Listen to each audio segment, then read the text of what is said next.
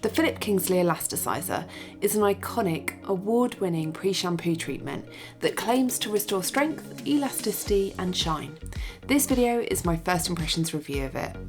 I'll take you through how you use it, what it felt like, the pros and the cons, and of course the results. So let's find out, is this actually worthy of the hype?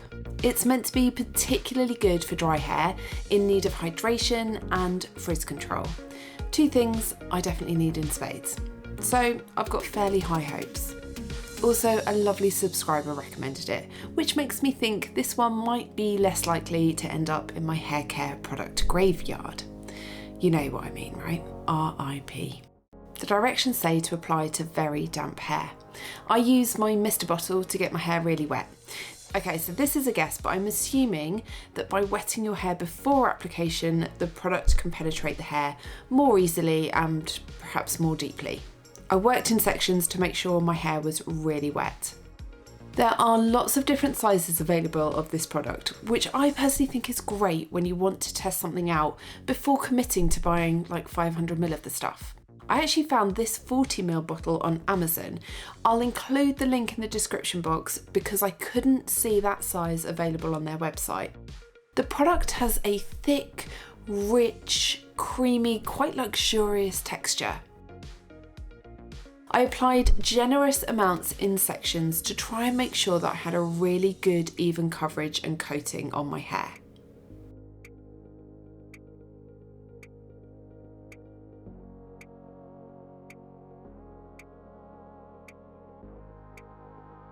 I found it really easy to apply. It was quite silky and smooth and gave my hair that lovely wet seaweed slippery feeling.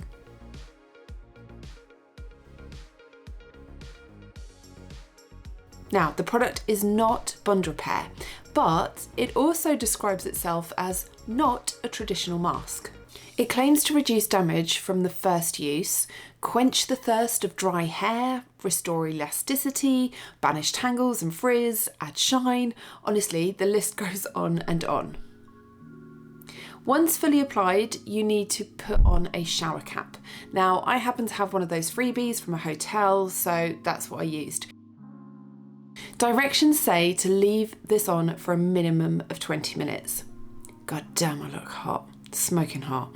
That is not a good look, is it? Let's be honest. Okay, I left mine on for just over an hour.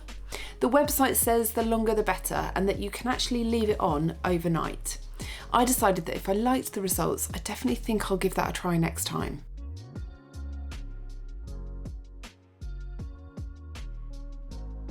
Before jumping into the shower, I thought I would see how my hair was feeling. The answer is very smooth and really silky. It had a lovely, soft, slippery texture. I decided to use my wet brush to comb the product through and perhaps just get rid of any tangles, but there weren't any tangles and the brush just glided through my hair. It was lovely.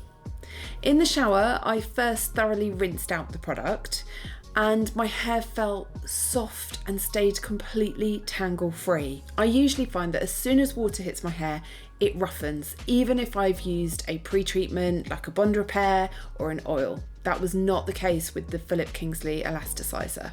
Today I used Pureology's Hydrate shampoo once, and then I followed it up with the conditioner from the same range. I didn't feel the need to shampoo twice, but the brand do say that you might need to do that if your hair is easily weighed down. Out of the shower and my hair was feeling very, very hydrated, still no tangles and no roughness. I was really impressed. I always use leave-in conditioner and a lovely long-term subscriber recommended this Revlon one, so I've been trying it out. It's a proper multitasker. I think they say it's got 10 real benefits. I'm not really sure what the real is all about, but anyway. Heat protectant, frizz tamer, it repairs, it adds shine, and this one happens to have a lovely, subtle coconut fragrance. Very, very nice. Because of the natural structure of wavy hair, cuticles don't sit quite as flat as straight hair, and they have a tendency to lose moisture quite easily. That means we're more prone to dryness and frizz. This is why I always use leave-in conditioner, even if my hair feels soft and hydrated post-wash routine. These days, because I've worked out that I need to seal that moisture in, I love to then follow it up with an oil or a serum. I have a full video on this technique, I will link it above in case you also suffer with dry hair. Today I opted for a new firm favourite, the Tresemme Blowout Serum. It's very lightweight, which makes it a good option if your hair is easily weighed down or gets greasy, because neither of those things happen to me when I use it. It just leaves my hair very soft and silky with an amazing level of shine, and the frizz control is incredible. You can see already how frizz-free and smooth my hair looks. That is a good sign. If you have frizz at this stage, you're definitely going to end up with frizz once your hair is dry. I also then applied a little bit of K18 volume spray because, well, I love it for my fine hair. It makes it feel so much thicker and fuller than it actually is. Then I just went in and rough dried.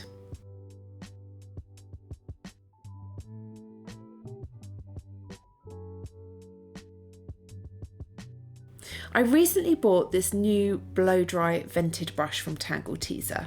On one hand, I think it's great. It keeps my hair nice and smooth as I dry, it doesn't snag or rip through any tangles, but what I don't like is how spiky it can be on my scalp.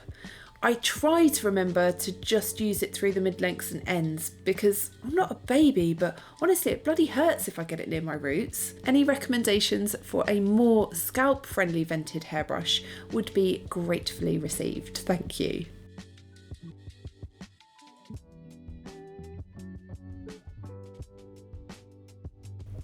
"80% dry and my hair felt glorious.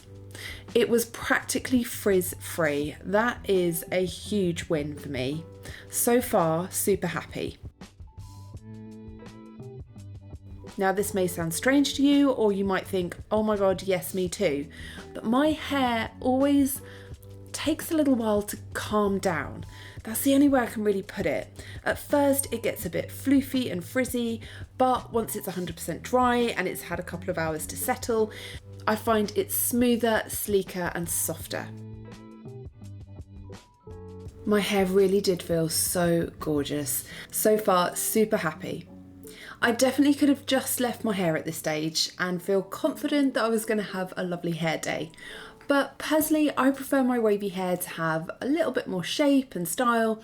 Plus, I wanted to try out the 4 socks heatless method. I love the 2 socks method, so surely more is going to be better, right? I sectioned my hair top and bottom, and then I made 2 sections out of the bottom, and I just dried them off and smoothed them out a little bit.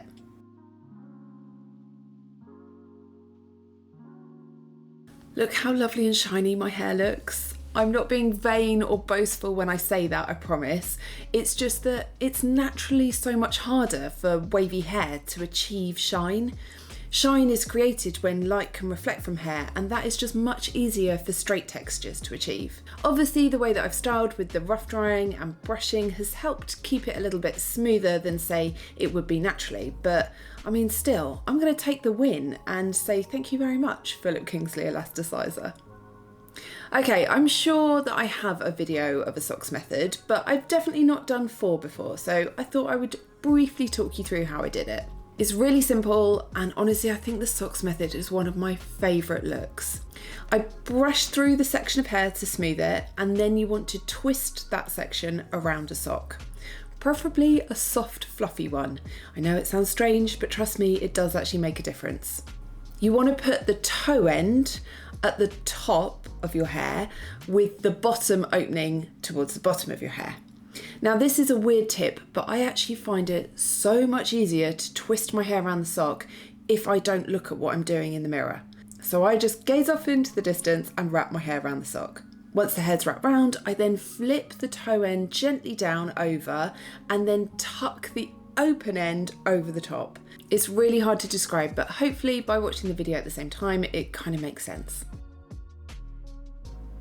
On another much more random note, and this is only going to make sense to a handful of viewers, but I wanted to say it, I have finally managed to work out how to remove the inbuilt skin softening feature in the camera. I still find it amazing that that is actually a thing, but there you go. All videos from 2026 onwards are completely au naturel. And if this doesn't make any sense to you, but you do want to know more, it's not as interesting as it sounds, I promise, but drop me a comment and I'll explain. Once all sections were done, I then left it for the time that it took to have a coffee, do some emails, a bit of hoovering, eat some lunch, and also do my makeup.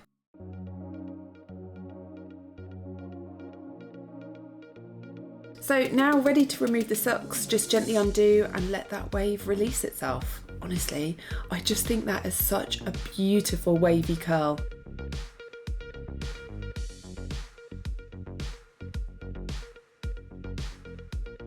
I didn't use any hold product, so I'm going to go in with a little bit of hairspray, but to do this I actually spray it onto a wide tooth comb and then brush it through my hair. This way hair won't get too producty or stiff. I don't know about you, but I prefer my hair to feel soft and not producty. I also then do spray a little bit over where I get new growth, just to help give that smoother, sleeker finish at the roots.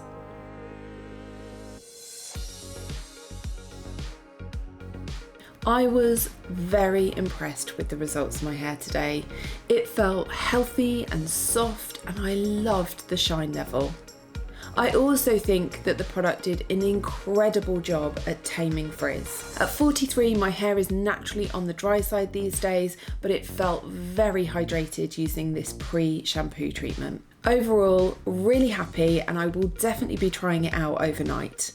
Thank you to the lovely subscriber who recommended I try it. It will definitely be a keeper and not an addition to the graveyard. If you'd like to hear about some more products that I absolutely love and find amazing for fine, frizz-prone, on the dry side wavy hair, you may enjoy watching this favourites video next. Thank you as always for watching. Have a lovely day. Take care. Bye.